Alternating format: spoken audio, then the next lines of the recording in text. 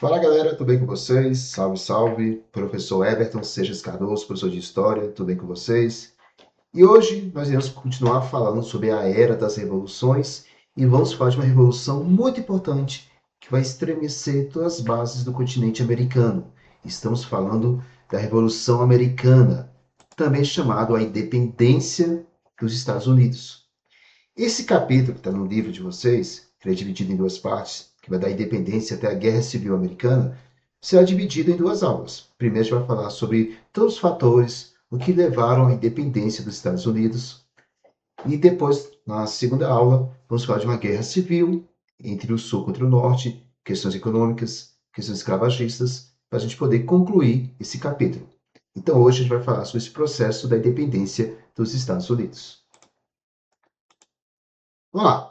Primeira coisa muito importante é a gente entender como era a divisão territorial das 13 colônias americanas. Para começar, pegando o mapa da época, os Estados Unidos, naquela época, não existia ainda. É chamado das 13 colônias americanas, que é esse espaço territorial aqui, ó, do leste americano. Somente essa faixa aqui. Eram 13 colônias inglesas no território americano. O restante pertencia ao Canadá, aos franceses, ou grande parte do território com os colonos espanhóis. Então, era somente essa faixa de terra. Uma coisa muito importante é a gente entender como foi a colonização inglesa na América. Enquanto portugueses e espanhóis se concentraram em extrair, explorar qualquer tipo de riqueza das colônias e enviarem para suas metrópoles, no caso para a Europa, os ingleses, a colonização inglesa demorou, para começar, demorou mais de 100 anos depois da chegada de franceses, espanhóis e portugueses na América.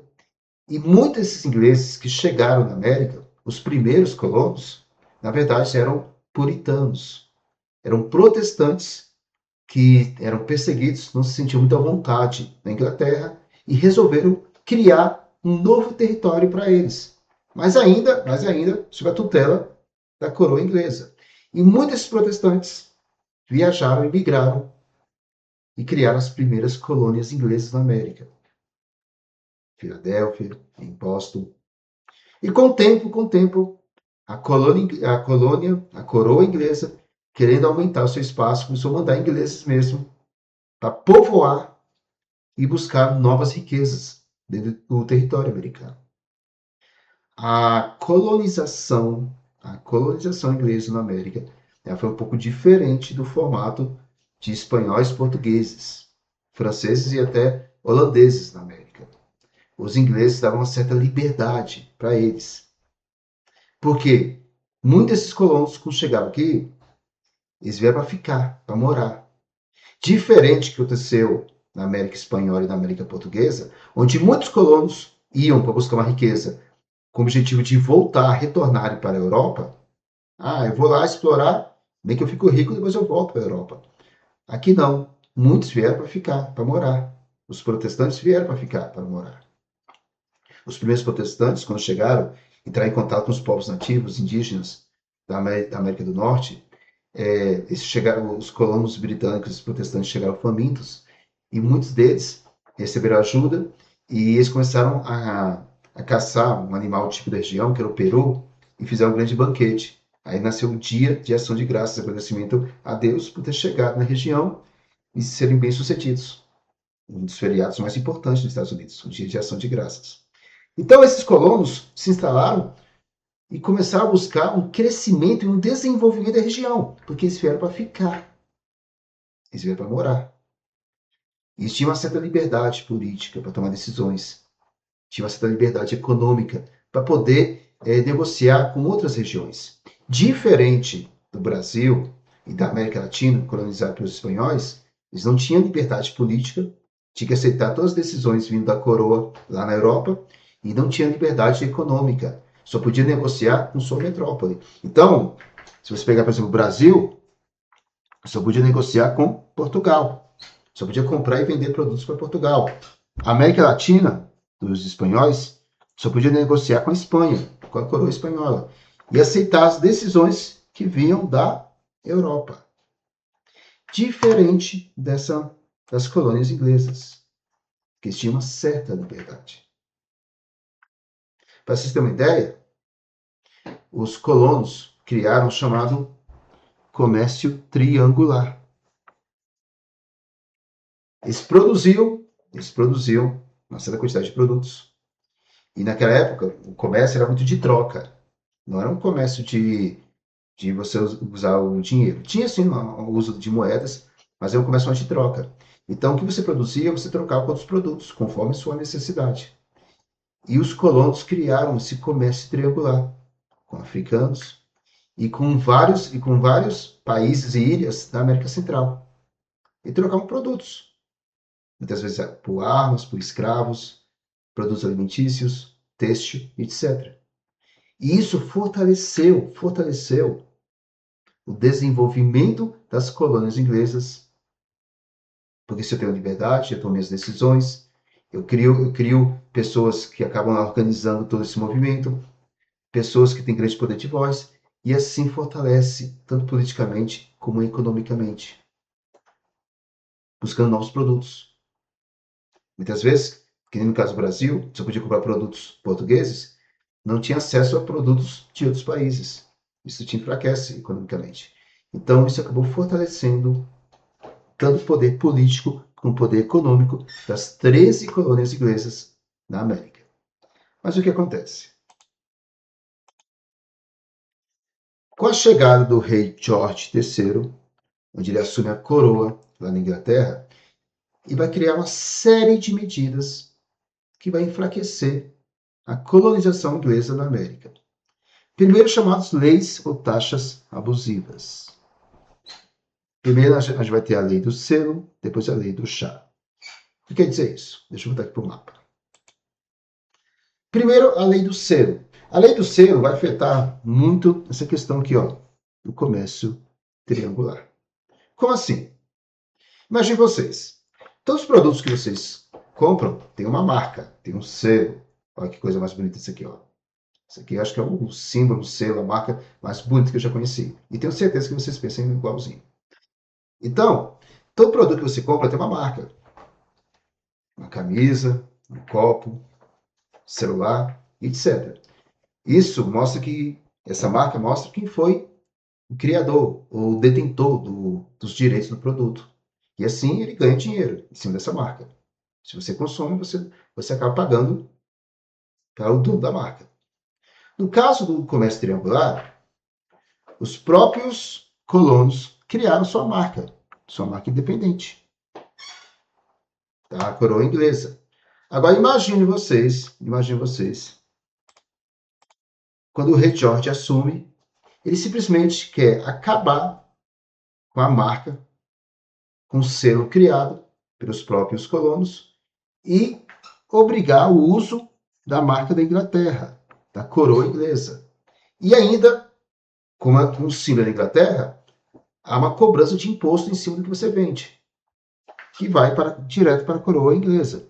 Então, todo o selo, todas as marcas, todos os produtos, tinha que ter a marca agora, o selo da coroa inglesa.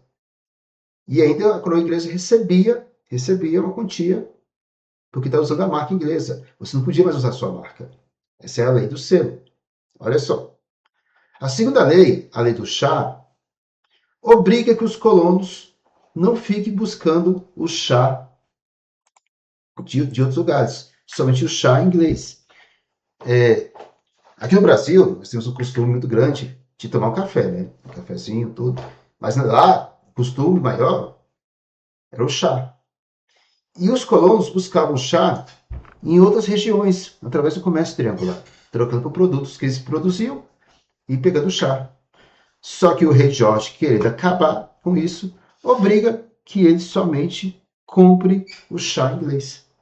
Não fica trocando com o chá de outras regiões. Isso vai levar um fato histórico que ficou muito conhecido como a famosa festa do chá de Boston. Quando navios ingleses chegam para vender o chá nas colônias americanas e vários líderes rebeldes, um deles John Adams, com raiva, com raiva dessa imposição do rei George, eles disfarçados de indígenas, eles invadem os navios ingleses e começam a arremessar o chá para dentro do mar, jogando o chá inglês fora, dizendo que os colonos não aceitam consumir o chá inglês. Isso foi conhecido como a famosa festa do chá de Boston. Isso começa a gerar uma série de movimento entre várias regiões das 13 colônias, demonstrando a insatisfação do domínio do rei George. Isso começa a demonstrar que estão prestes a brigar, a lutar. O que acontece?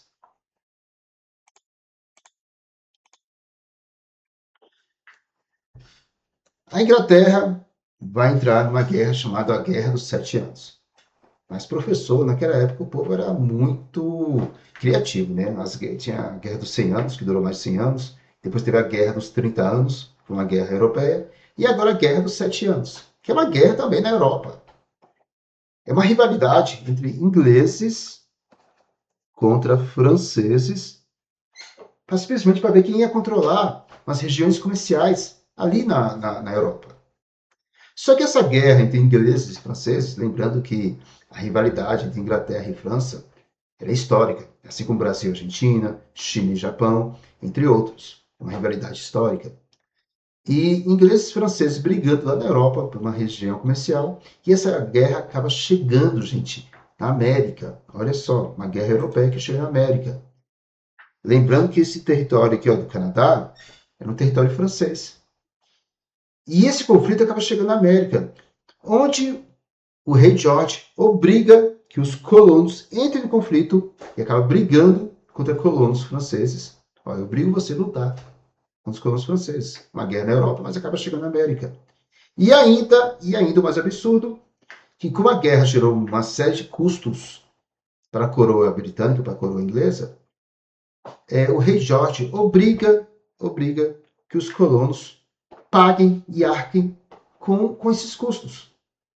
Ó, vocês participaram, agora vocês também vão ter que pagar. Mas assim, a gente não queria participar. Nós fomos obrigados. Não interessa. Eu sou o rei. Vocês vão ter que arcar com esses custos. Isso vai deixar os colonos revoltados. E eles começam a se organizar politicamente.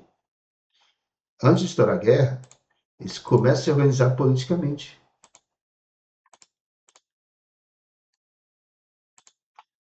Eles começam a criar uma série de reuniões chamadas de congressos continentais, onde se debatiam, deixa isso aqui dar som de câmera, onde eles debatiam simplesmente ideias para se livrar desse domínio do rei George, que considerava abusivo, na verdade era bem abusivo. Eles traziam ideia de liberdade, sob forte influência do movimento iluminista.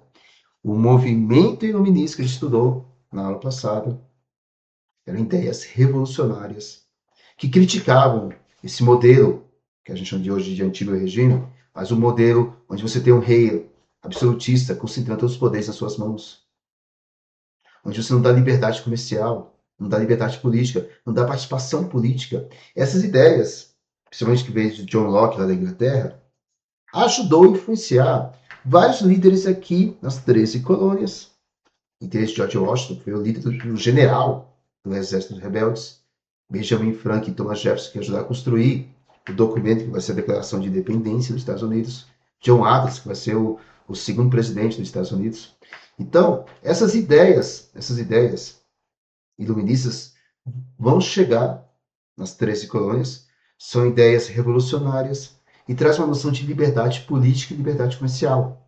E essa liberdade política e liberdade comercial quer trazer simplesmente o rompimento das 13 colônias inglesas na América.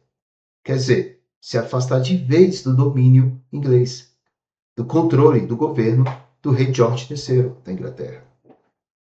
Então, quando eles constroem esse documento, eles vão criar o Congresso, vão criar um documento e vão entregar para o rei George dizendo: nós queremos nossa liberdade, nossa independência.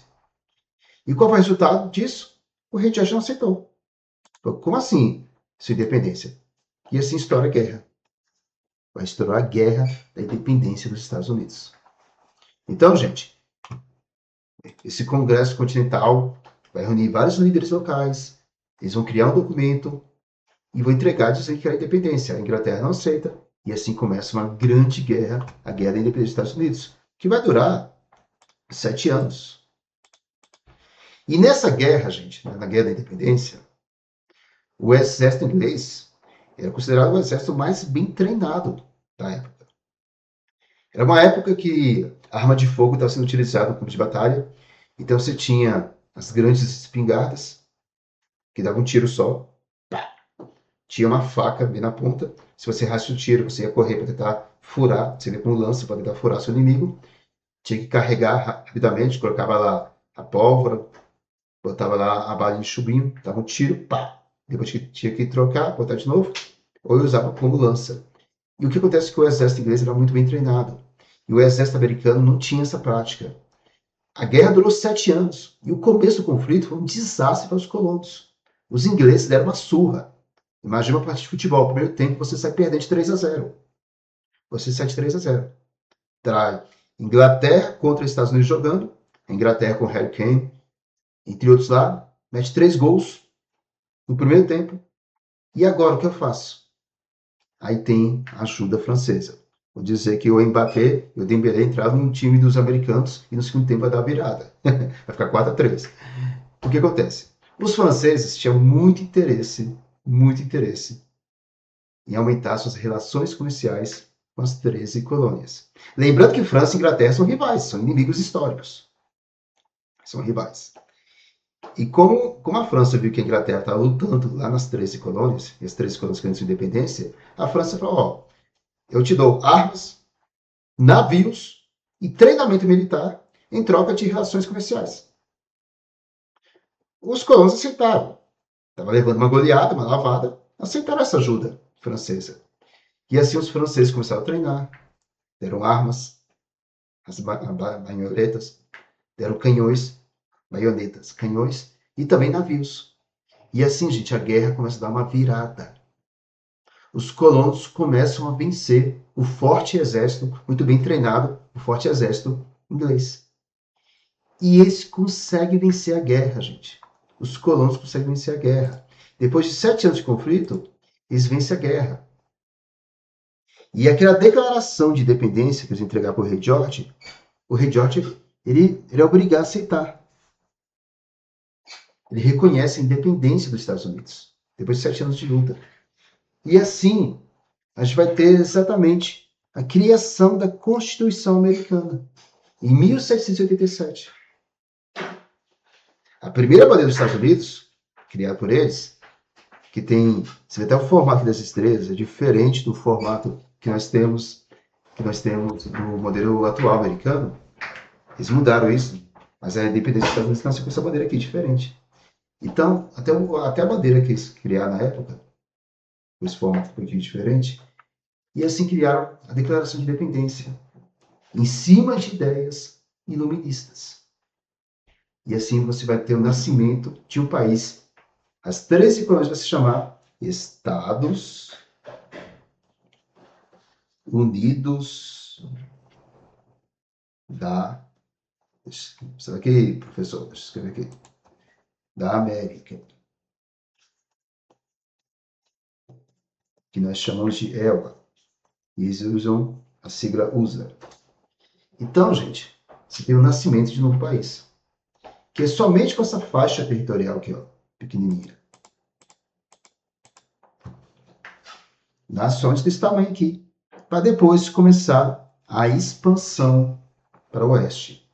Que vai ser o tema da nossa próxima aula. A expansão para o oeste. Onde eles vão entrar em conflito com os espanhóis, povos nativos indígenas, vão comprar territórios dos espanhóis, vão comprar território dos canadenses, para formar todo aquele gigantesco país, que é se não me engano, é o quarto país territorial, quarto maior país territorial do mundo. E esse você tem o nascimento dos Estados Unidos. Mas vai ser tema da nossa próxima aula. Vamos resolver algumas questões para revisar todo esse conteúdo. Deixa eu apagar aqui. Vamos lá.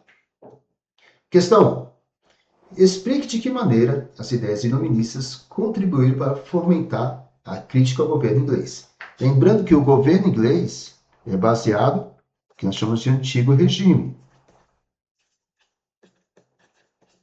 O antigo regime é uma monarquia absolutista, onde o rei governa com plenos poderes. O iluminismo, as ideias iluministas, são ideias revolucionárias que trazem uma ideia de liberdade, tanto política como também econômica, em confronto contra esse antigo regime. Então, as ideias iluministas são ideias revolucionárias, onde os colonos irão adotar essas ideias e, por causa do abuso do rei George III, um rei de uma monarquia absolutista, vai acabar levando à guerra da independência. Ok? Essa é a questão 1. Questão 2. Explique de que maneira a Guerra dos 7 Anos afetou as relações entre os colonos. Lembrando que a Guerra dos 7 Anos é uma guerra europeia, entre a Inglaterra, Harry Kane, contra a França, o Mbappé. É uma guerra europeia, mas que vai acabar chegando na colônia, onde o rei George vai obrigar os colonos a entrar na guerra e ainda arcar com os custos da guerra. Isso vai ser o estopim, onde simplesmente os colonos, cansados desse abuso, por causa da lei do chá, lei do selo, e também de ficar arcando com os custos de guerras europeias, aí se organizarem. E nessa organização, que é a questão 3, que eles vão criar os congressos, né? Explique o que foram os congressos e aponte o papel para a organização do movimento de independência. Eles se organizam nos congressos, principalmente esses líderes, George Washington, Thomas Jefferson, Benjamin Franklin, John Adams, e criam um documento, que eles vão chamar de Declaração de Independência, e vai entregar para o rei George, não aceitando mais os abusos. Mas isso vai acabar estourando na Grande Guerra de Independência, que vai durar 7 anos, com a ajuda francesa. Eles conseguem vencer a guerra e se livrar do domínio inglês e nasce os Estados Unidos da América. Ok, gente? Então, galera, essa é a nossa aula sobre a independência dos Estados Unidos. E na próxima a gente vai ver a expansão para o oeste americano e também a Guerra Civil Americana. Se vai ter gostado, até a próxima. Valeu, gente. Tchau, tchau.